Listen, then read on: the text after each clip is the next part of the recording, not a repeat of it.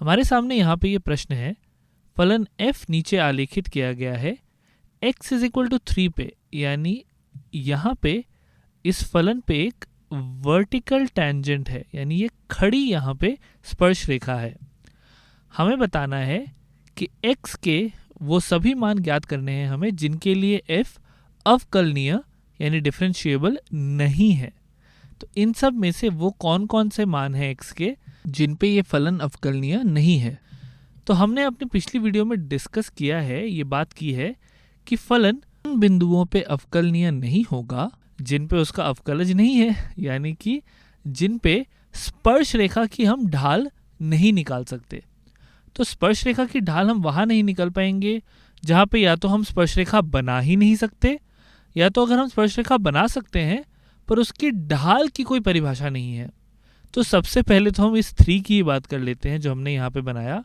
यहाँ पे जो स्पर्श रेखा बनेगी वो बिल्कुल ऐसी खड़ी बनेगी, और खड़ी स्पर्श रेखा की ढाल नहीं होती है।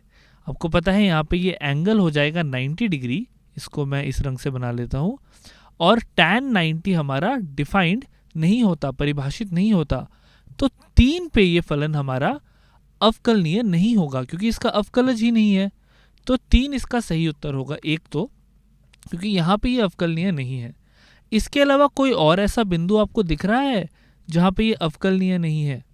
अगर हम देखें तो यहाँ पे मैं हर जगह स्पर्श रेखा बना सकता हूँ और इसकी ढाल और इसकी स्पर्श रेखा का ढाल भी निकाल सकता हूँ, पर ये बिंदु देखो एक बार, x इज इक्वल टू -3, यहाँ पे हमारा ये फलन असंतत है। हम यहाँ से उठ के यहाँ आ रहे हैं, तो यहाँ पे आप एक स्पर्श रेखा बनाओगे कैसे?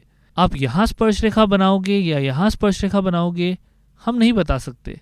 तो इसलिए इस बिंदु -3 पे भी ये फलन अवकलनीय नहीं है। याद रखिए, जहाँ पे भी हमारा फलन असंतत हो वहाँ पे वो अवकलनीय नहीं हो सकता। तो ये -3 भी एक सही उत्तर है क्योंकि यहाँ पे भी ये फलन अवकलनीय नहीं है। इसके अलावा और कोई बिंदु 0 और 6, इनको देख लेते हैं।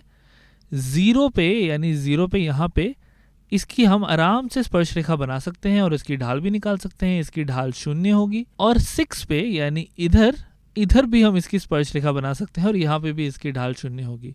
ढाल 0 हो कोई परेशानी नहीं है, पर ढाल की कोई परिभाषा तो होनी चाहिए जो कि 3 पे नहीं है। तो इसके 2 ही उत्तर हैं, -3 और 3। तो इस तरीके से हम किसी भी फलन के आलेख को देख के ये बता सकते हैं कि कहाँ पे वो फलन अवकलनीय है और कहाँ पे नहीं है।